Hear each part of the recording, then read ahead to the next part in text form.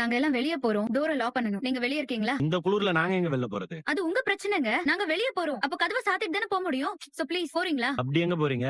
நாங்க எங்க போனா உனக்கு என்ன? பிரதர், நீங்க கொஞ்சம் வெளியே இருங்க. அவங்க தான் வெளியே போறதா சொல்றாங்கல்ல. வெளியில எப்படி குளிருதுன்னு பாக்குறீங்கல்ல, எப்படி அங்க போய் உட்கார முடியும்? நீங்க இப்ப போயிட்டு எப்ப வருவீங்கன்னு தெரியல. இதையே சாக்கா வச்சு நீங்க வீட்டை பூட்டிட்டு கிளம்பிட்டீங்கன்னா நாங்க என்ன பண்றது? நீங்க வீட்டை மாத்தி ரெஜிஸ்ட்ரேஷன் பண்ணணும்ல. ரெஜிஸ்ட்ரேஷனா? என்னடா சொல்ற? உனக்கு தெரியாதுல, இவங்க பொண்ணு காவேரி இருக்காங்கல்ல, அவங்க பேருக்கு இந்த வீட்டை மாத்தி ரெஜிஸ்டர் பண்ண போறாங்க. அப்படி மாத்திட்டா நம்மளால பங்கு கேட்க முடியாதுல. அதான் பிளானே. பிளான் எல்லாம் இல்ல. நாங்க கொடைக்கானல் கிளம்பி வந்ததே இதுக்காக தான். ஏதோ இந்த முடிவு உங்களை பார்த்ததுக்கு அப்புறம் தான் எடுத்தோங்கிற மாதிரி நினைச்சுக்காதீங்க. ப்ரோ, என்ன வேணா இருக்கட்டும் ப்ரோ. நேற்று வரைக்கும் இருந்த நிலைமை இப்போ இல்லையே. நீங்க ரெஜிஸ்டர் பண்ணணும்னு நினைச்சாலும் உடனே பண்ணிட முடியாது பிரதர். அதுக்கு நான் விட்டுருவேனா?